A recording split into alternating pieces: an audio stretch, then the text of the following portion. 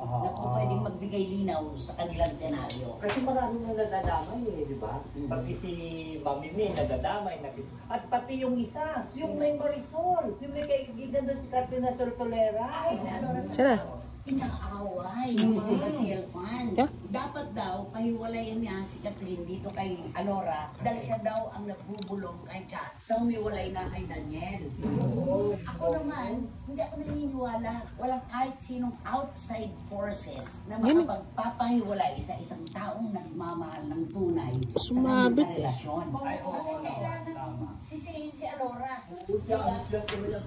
Ano magagawa ni Alora kung tunay na nagmamahal at matibay yung pundasyon ng dalawa? Kahit na 10 tayo magsabi kay Catherine na nakita natin siya, pero kung buong-buo ang pagmamahalan niya at tiwala niya kay Daniel, hindi masisira. At totoo yan. Sabi niya, bulungan ka man ng buong mundo. Basta buo ang tiwala at pagmamahal mo, wala yon. Pero kahit hindi bumulong sa'yo ang kahit sino, kapag ikaw mismo ang nakapagpatunay na wala ng respeto at pagmamahal, yun na yun.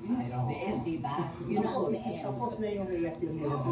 Pero ikaw tayong tatlo magsasalita. Sino ang may mas malaking nagawang kasalanan dito kaya nauwi sila sa hiwalayan? Ay, alam naman natin, ang relasyon kasi ang nagdadalaki at babae.